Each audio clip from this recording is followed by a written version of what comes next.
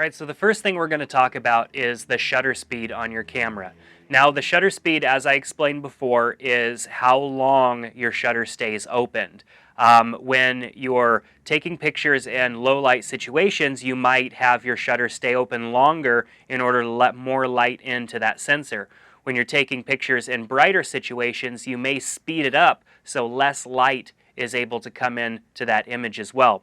Faster moving objects also require a higher shutter speed because as more light is let in and that shutter stays open, the image has more time to change, and so it stays open longer and it might blur something out. If you've ever tried to take pictures of your kids playing sports or sports in general, faster moving objects, and they end up blurry, it's probably because your shutter speed was way too long and you need to increase that. A standard shutter speed that I typically shoot at is anywhere between 1/25th and 200ths of a second. Now, the reason that I choose those options is because I want things to remain sharp and I don't want them to become blurry. Now, when I'm taking pictures at weddings and events, having anything below 1/25th typically gives the opportunity for somebody to move or something to happen, and that will result in a little bit of a blurry image. And I want my images to be tack sharp every time.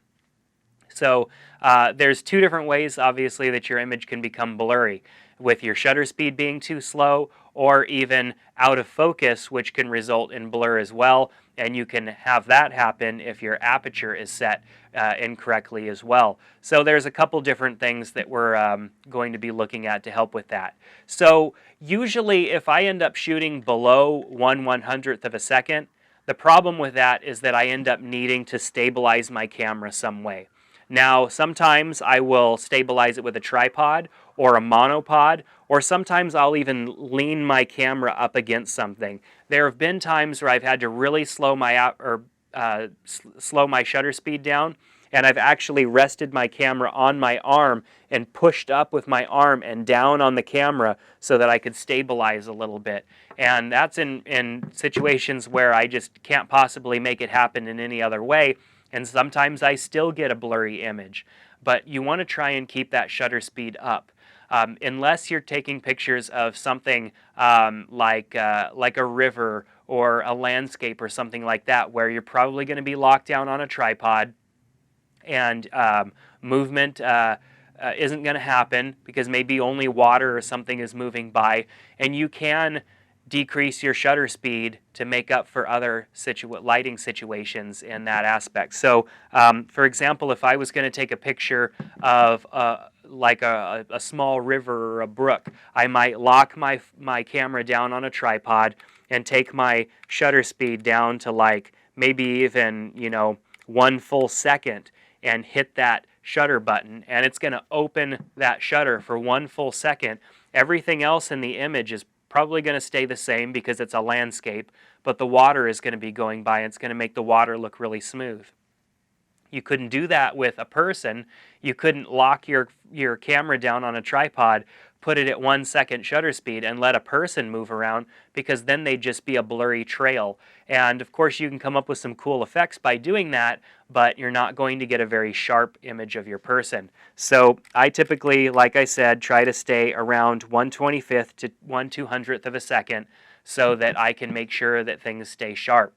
If I'm doing sports or something where there's fast movement, I typically will increase even greater, maybe even up to 1/1000th if it's a really fast moving object, so that way the shutter speed is really fast, it grabs that photo really fast, but you also have to make up for a really high shutter speed number like that by having more light come in through a wider aperture.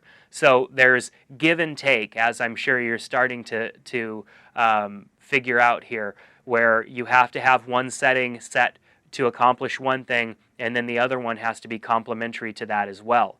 And then ISO I tend to use to make up for the fact that I might have to increase my shutter speed somewhere and my aperture. So shutter speed is that. It's the amount of time that the sensor inside of your camera is exposed to the light. So the faster that your shutter speed is set, the faster that action takes place. Let's actually do that really quick. I am at 1/1000th of a second right now, and I'll hold this close to me so that you can hear the noise. Okay, really fast. Now if I go ahead and put my shutter speed down to 1 full second, here's what it sounds like.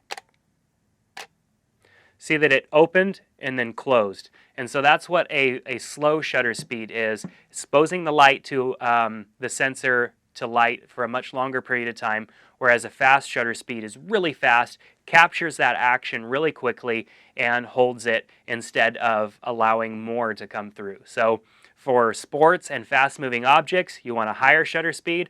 For objects that are not moving, where you want to add some smoothness to it, or you need more light, you can open up the shutter speed for longer periods of time to compensate for that as well. So that's a brief overview of shutter speeds. Let's talk about aperture next.